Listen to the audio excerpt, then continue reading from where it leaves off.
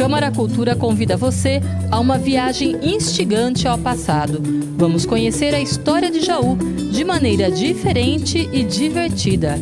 É o projeto Uma Noite no Museu, coordenado pela Secretaria de Cultura, Esporte e Turismo do município e que conta com parcerias para intervenções cênicas, música de qualidade e sarau literário.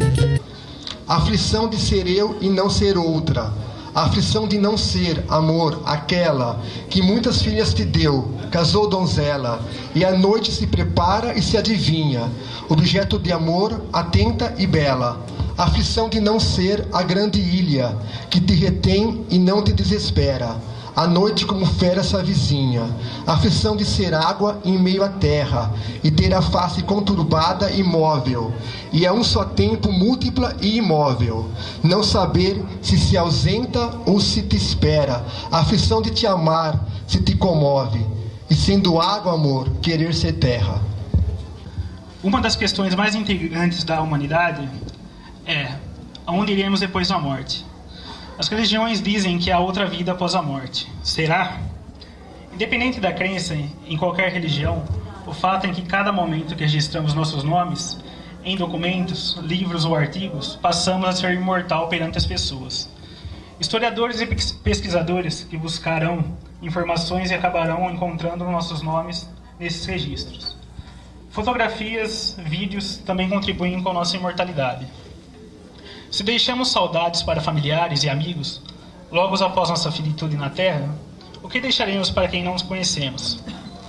Deixaremos um nome em que as pessoas procurando algo irão encontrá-lo, e talvez vão querer saber quem foi esta pessoa, a profissão que exerceu, o que fez em prol da comunidade, e por que ele está tão perto da fonte de sua pesquisa. Imortalizamos até mesmo quando morremos. As pessoas passam em volta dos túmulos, quando vão ao cemitério e analisam o que está escrito, quanto tempo a pessoa viveu, olhando a data e a morte do imortal. Sempre alguém, em determinado momento, encontrará seu nome em algum lugar. Talvez não sejamos imortal quando Einstein, Freud, Lutero, Nietzsche, entre outros.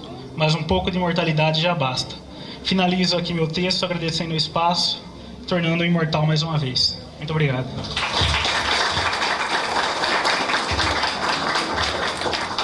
Amor, eu sei, é azul, azul sereno, mas o teu, no meu brando olhar, me põe extremo.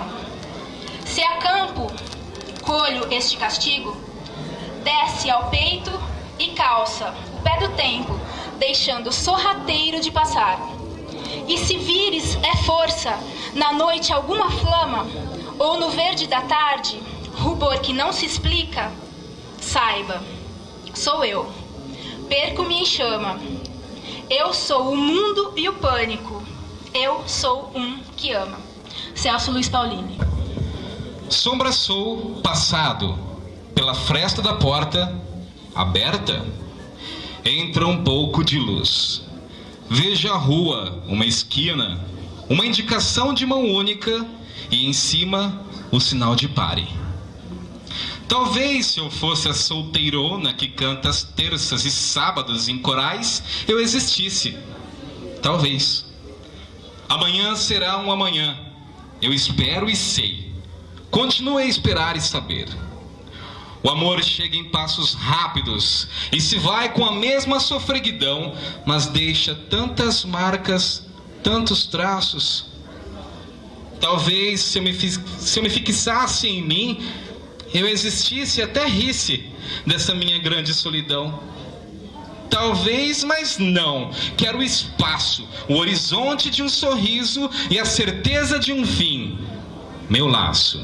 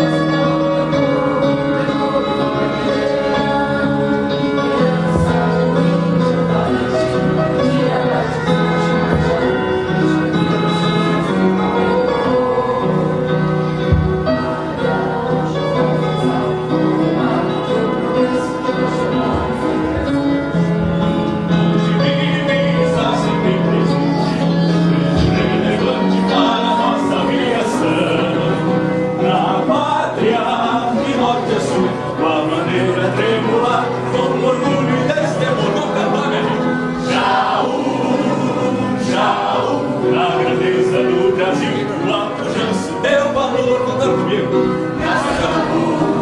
Mande essa jornadeira pela força e valor do teu povo, perdão e fibra guerreira, herança do índio valentim, que um dia batizou a chamar de Jaú. Peixe bravio, audacioso e esguio, que com ele lutou. Jaú.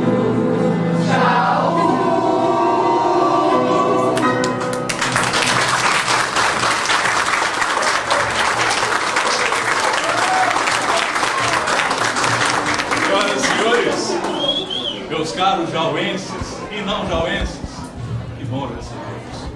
Muito prazer. Para quem não lembra, eu sou o comandante João Ribeiro de Barros. Vamos entrar.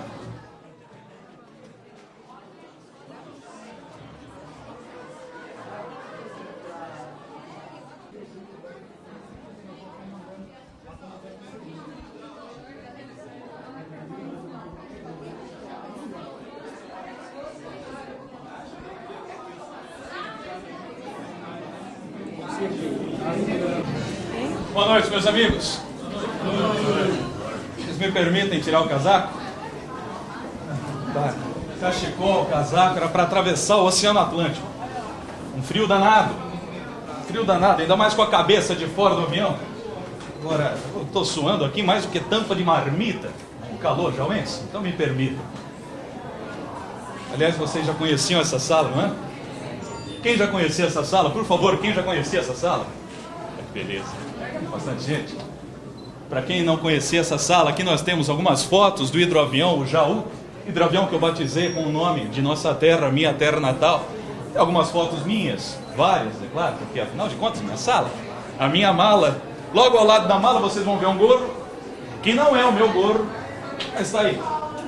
A gravata é minha. Eu adorava usar essa gravata. Linda, uma gravata, vinho, bonita. Do lado uma réplica do hidroavião Jaú. Aqui fotos interessantes. Jaú na época. Jaú quando cheguei. Vejam como era a praça em frente à matriz quando cheguei. As fotos aí da família. A cama, que aliás não era minha também, mas enfim. A colcha de renda. A cama era de papai e mamãe. Papai e mamãe. Meus pais. A colcha de renda, que aliás também nunca foi minha. Tem do lado pendurado ao pé da cama outra colcha. Vocês vão ver depois também. Também não foi usado por mim. Mas enfim, o bercinho foi. Aqui nós temos a cadeira de balanço, que vocês também verão, que também não foi minha, mas foi de mamãe. Mas se tem tanta coisa que não foi minha, por que então estarem aqui na sala do João Ribeiro de Barros?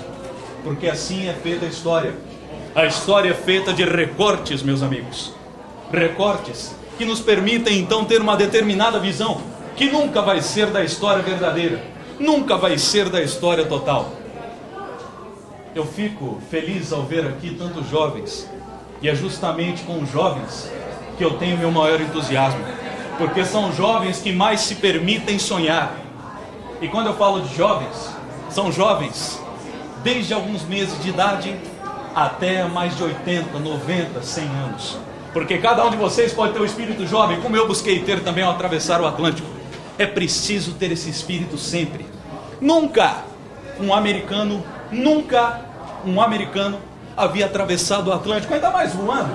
Porque para fazer um voo como naquela época, era preciso que o avião decolasse e aterrissasse em algum navio, decolasse novamente, aterrissasse em outros aviões talvez, mas o primeiro que fez isso, decolando e amerrissando de uma vez só, foi João Ribeiro de Barros, este seu servo e seus 3 amigos. Tenente João Negrão, da Força Pública. Conhecem a Força Pública, não é? Vocês conhecem a Força Pública? Doutor Reginato não vale. Doutor Reginato passa dos 100 anos, por isso ele conhece.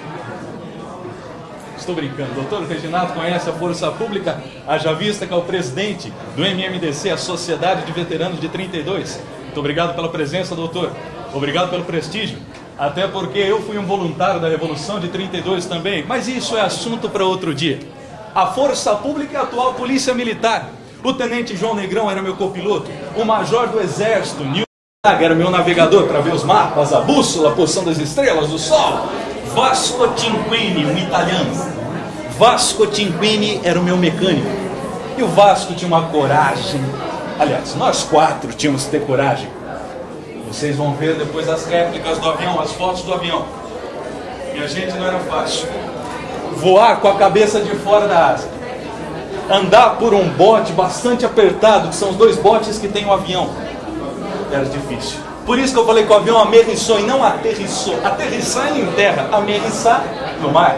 Fernando de Noronha, amerrissamos em 1927. Nós fomos os primeiros a fazer esse voo. E é o conselho que eu deixo a vocês. Ao visitar essas partes da história, não é para ver quem foi ou quem não foi herói, mas quem teve a ousadia de sonhar e principalmente tentar. Um dia um jauense tentou. Um dia o nome Jaú ganhou fama internacional. E até mesmo você que acha que não tem recursos ou que não pode viajar, você tem acesso aos livros. Você tem acesso à educação. Vocês falam português? Habla espanhol? Speak English? Parla italiano? Parlez-vous français? Sprecht Deutsch? O jauense conseguiu encontrar mecanismos para realizar seu sonho e se marcar nos livros de história. Cada um de vocês também podem. Museu é lugar de vida. Lembrem-se de sonhar, porque é o sonho que move a nossa vida. Obrigado pela presença, fiquem à vontade em minha sala e depois batam na porta ali, porque é o tempo que vai conduzi-los por este museu.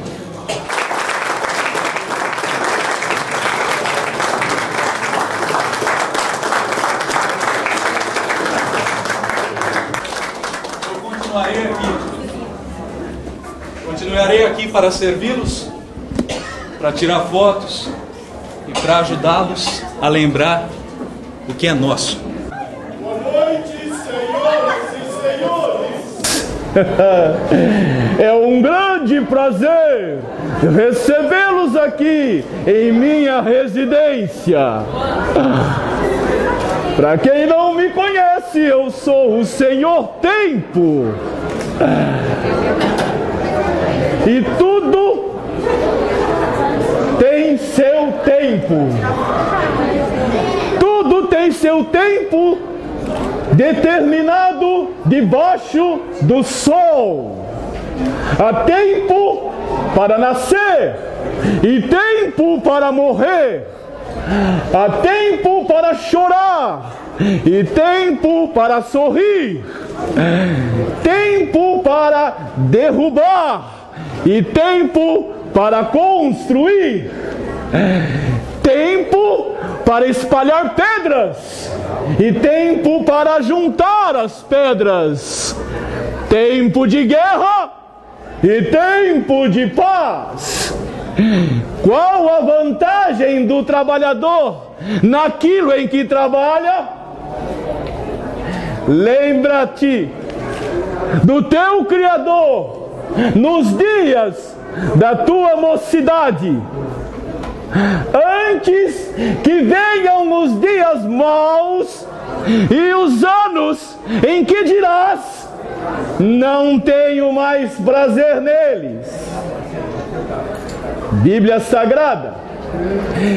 Eu irei conduzi-los a lembranças marcantes da nossa cidade. Atrasem os seus relógios e vamos voltar na história. Queira seguir-me, por favor. Sejam bem-vindos.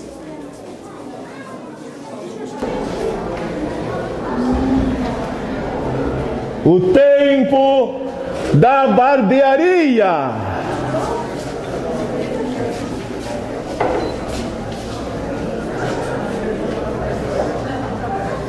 Por favor, adentrem um pouco mais.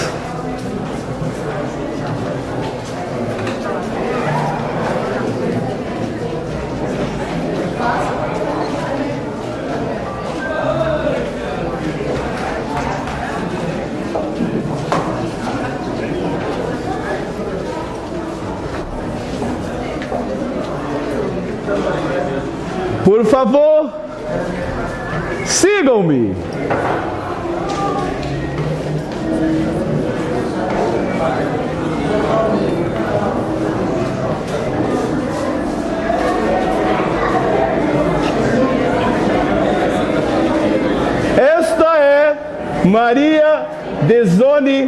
Pacheco.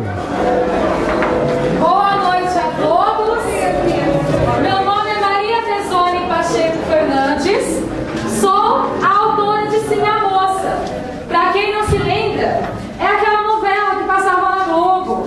Teve também uma versão mais antiga, inclusive depois vocês podem ver as fotos aqui, que teve também um filme. Bom, primeiro eu vou começar contando a minha história. Eu nasci em Jaú, assim como a maioria de vocês, mas infelizmente eu tive que deixar essa terra que eu tanto amo para ir ao Rio de Janeiro com os meus pais. E, muito novinha ainda, com 18 anos, eu fui me casar com o João, meu querido marido, e nós fomos morar no Rio de Janeiro, ou melhor, em São Paulo. Nos mudamos para São Paulo. Sempre tive vontade de morar nessa terra, retornar. Eu sempre falava isso para minha neta, na verdade. Inclusive eu consegui depois retornar até aqui em Jaú, trazendo os autores do elenco, lá pela década de 50. Bom, mas vamos deixar de falar um pouco de mim e falar agora dos escravos, né? Os escravos, eles foram muito importantes para a nossa terra, porque eles ajudaram nas plantações de café. Talvez se não fosse por eles, claro, tinha a riqueza dos barões, dos senhores do café, mas se não fosse pela força desses homens tão fortes e tão sofridos, nós não teríamos hoje a riqueza que nós temos na nossa cidade e, claro, na nossa região, no nosso interior. Bom, eu me inspirei muito na cidade de Jaú, também na cidade de Araras e em outras cidades da região. Mas quem me contou toda essa história foi a Verônica, que era uma empregada minha, uma senhorinha negra, inclusive. Ela fez também o livro, o filme. Ela fez o papel da Abá, para quem se lembra da empregada da Sim a Moça, Abá. Bom, voltando a falar dos escravos, eles sofreram muito nessa terra, tudo bem, eles ajudaram a erguer a nossa cidade, mas eles tiveram que deixar família, pai, mãe, filhos, muitas vezes, foram trazidos à força para cá. E eu até imagino uma coisa muito bonita, fico imaginando, talvez daria até um poema isso. Eles ali escondidos nos cafezais, chorando a saudade de casa, e as lágrimas se confundindo com o orvalho que pendia das folhas das plantações de café, não é? Tem até umas histórias tristes, né? Senhores aqui da região, um inclusive, que ele chegava a pedir para o escravo subir no coqueiro e atirar por diversão, né? Imagine só a diversão desse senhor aí cruel. Mas logo veio a abolição, né? Graças a Deus, em 1888. Não foram abolidos todos de uma vez, aos poucos. Ainda tinham 100 escravos em 1888 aqui no Jaú, mas imagine vocês, de 1000 para 100 já havia caído bastante. Isso de 1877 para 1888. Eu escrevi o livro justamente às vésperas da abolição, né? Faltavam 2 anos apenas para ocorrer a abolição. Já havia alguns movimentos abolicionistas. Agora, entrando um pouco na história do livro, nós tínhamos assim a moça, que ela foi estudar, né, no exterior. Chegando ali na cidade, ela conheceu o Rodolfo, o amor da vida dela, que ele era abolicionista. Ela já tinha ideias abolicionistas, mas isso incitou-a ainda mais a continuar essa luta contra os escravos. E quem era o principal, digamos assim, rival deles? O próprio pai da Sim a Moça, o Barão de Araruna. Colocava lá os escravos no tronco, chicoteava, toda aquela história. Mas, felizmente, eles conseguiram ali libertar os escravos, depois veio a abolição. E eu só contei essa história mesmo para mostrar para vocês a luta, a esperança desses homens. Até hoje nós presenciamos casos de discriminação, de diferenças. Para vocês verem que para muitas pessoas ainda hoje a abolição não terminou. Então é bom que nós leiamos o livro, conheçamos a história, para poder entender de onde vem tudo isso e poder continuar mudando a nossa bonita história aqui de Jaú. Muito obrigada.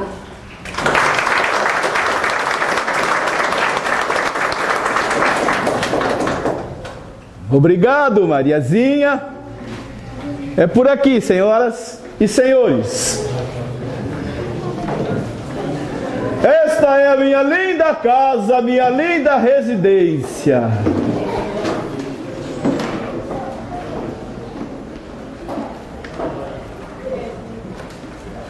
Entrem. Entrem, por favor. Entrem mais.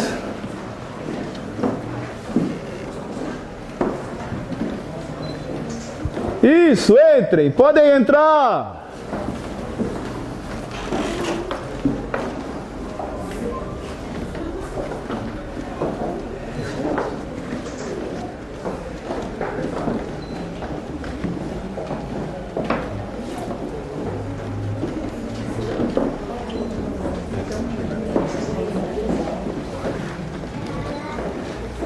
Este é o índio.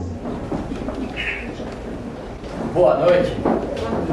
Como poucos sabem, passaram por nossa cidade duas tribos indígenas. Uma delas, a tribo Caiagangues, e a tribo Tupi-Guarani. Temos poucos registros sobre elas aqui, perdemos muito por causa da colonização. Temos aqui alguns itens utilizados não somente pelas tribos Caiagangues e Tupi-Guarani, como todos os indígenas brasileiros. Esse foi Palavras do Índio Jauense. Vamos continuar o nosso passeio. Por aqui.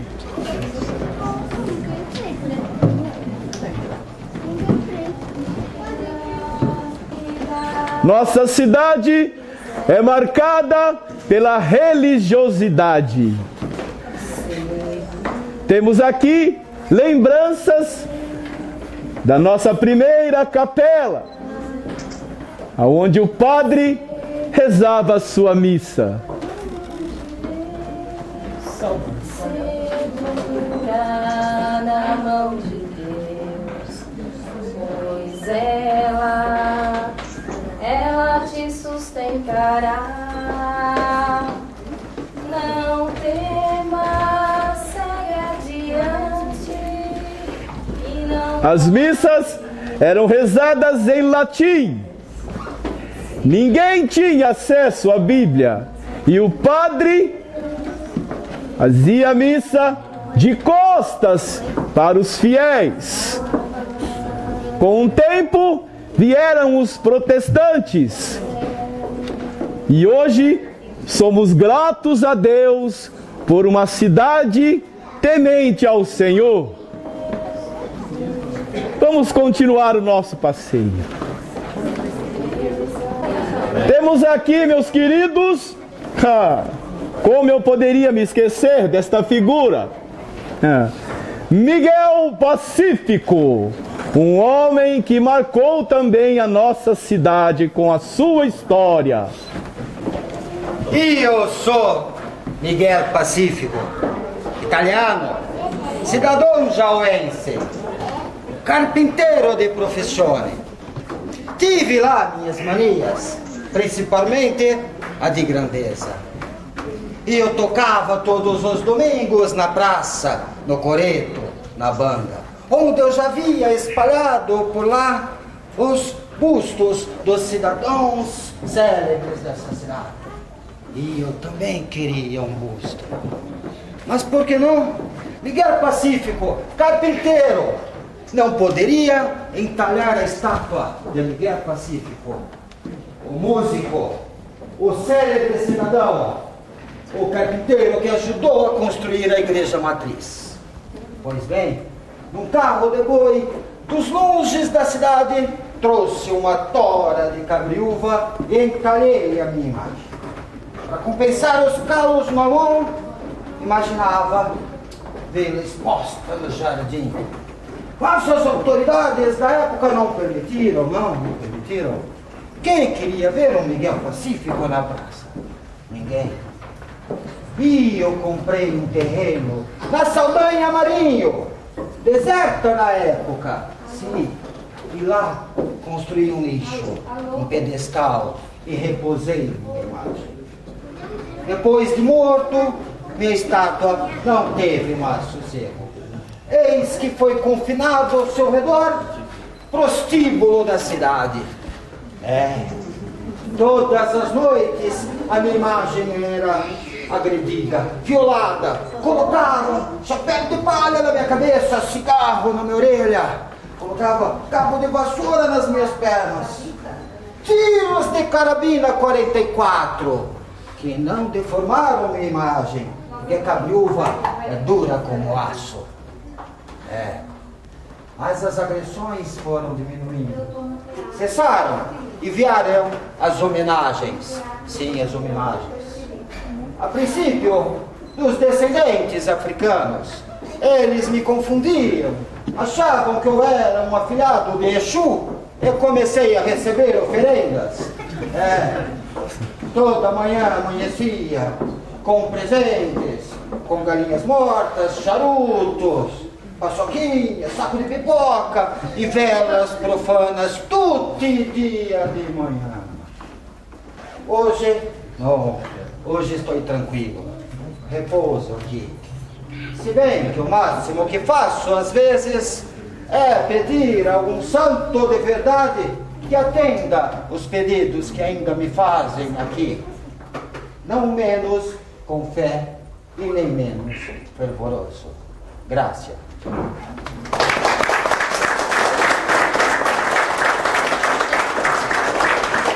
Continuemos a nossa visita. Jamais poderíamos deixar de lembrar dos políticos e fazendeiros da época. Edgar Ferraz. Meu nome é Edgar Ferraz do Amaral. Fui um grande político, representante dos cafeicultores, agricultores, e, como já disse, o político no final do século XIX e início do século XX. Poucos sabem, mas eu contribuí muito para o avanço da nossa cidade. Como pouca gente sabe, trouxe junto a ferrovia, a luz elétrica, um grande avanço da época. Fui também responsável e fundador do Banco Melhorando, do qual também fui presidente. Na época, com a força política da minha família na cidade, fui eleito intendente, o cargo hoje denominado de prefeito. Continuando a minha vida política, fui também deputado estadual. Consegui grandes benfeitorias à nossa Jaú. Dentre delas, posso citar a ferrovia, um grande avanço na época. Poucas cidades constituíam de ferrovia, o que colaborou para a gente poder despachar a nossa valiosa riqueza, o nosso café. Naquela época, o café vinha a ouro, a preço de ouro ele era exportado. Com a ferrovia, conseguimos nos aproximar dos grandes centros. E, enfim, Jaú foi emancipada à categoria de cidade. Não paramos por aí. Junto trouxemos a delegacia, a Câmara Municipal e a Prefeitura. Constituímos também a Santa Casa, do qual também ajudei. Ajudei também na construção da nossa igreja matriz de Nossa Senhora do Patrocínio. Não pouco, consegui também trazer a eletricidade à nossa cidade. Dei denominação Edgar Ferraz, a antiga Rua 12 do centro. Contudo, vieram grandes progressos e com eles os imigrantes que ajudaram ainda mais a emancipar a nossa Jaú. Mas houve um tempo em que nem tudo foram flores. Tivemos graves problemas com surtos de febre amarela, onde no primeiro surto 10% dos infectados vieram a falecer. A população então entrou em pânico. Mais para frente, tivemos o segundo surto e o terceiro, onde 60% dos infectados faleceram. Foi uma época dura e difícil, de medo em nossa cidade. Então, retomamos de novo o progresso, mas dessa vez de olho na higiene e na saúde de nossa população. Muito obrigado, Edgar.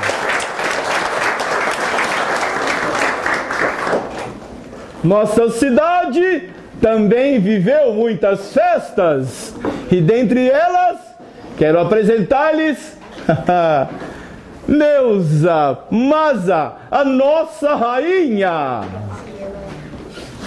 Eu me lembro quando usei esse vestido. Foi em 1953. Vocês sabem que data foi essa? Foi o aniversário do centenário de Jaú. Vocês sabem quem eu sou? Eu sou Neuza Maza Piscino, a rainha do centenário. Vocês sabiam? Jaú teve uma rainha e 6 princesas. Parece que eu ainda ouço os aplausos.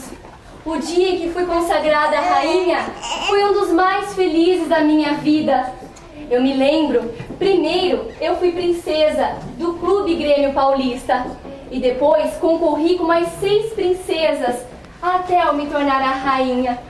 Quando Ricardo Bagaiolo, o presidente honorário do Grêmio Paulista, colocou a coroa na minha cabeça, foi emocionante. Foi um dos momentos mais bonitos. Teve uma festa com sarau e banda. Uma festa com um êxito espetacular, como poucos viram. E não foi qualquer banda. Foi a banda dos Fuzileiros Navais. Eles estavam aqui e prestaram essa homenagem a mim e às princesas. E o desfile foi maravilhoso. Todas nós, as princesas e eu, tínhamos as nossas carruagens. A minha carruagem era de um estilo imperial do século XIX. Foi construída por Francisco Canhos. Ela tinha brilho, tinha até cavalos. Na frente vinha a banda Carlos Gomes, tocando Asas do Jaú, o hino em homenagem ao nosso herói, João Ribeiro. Logo após, vinham as princesas, uma a uma em suas carruagens. E por último eu me lembro das crianças acenando, mandando beijos. E depois foi a festa de gala no Aeroclube. E foi lá que eu proferi o meu discurso, a fala do trono, do passado e do presente de Jaú, e de seus valores, e do esforço denodado das gerações, para afinal resultar do trabalho de todos a capital da Terra Roxa. Motivo de orgulho para os jauenses, e de admiração para os brasileiros e paulistas, e de cuja grandeza cívica e moral proclamam seu testemunho quando conhecerem o feito de sua gente.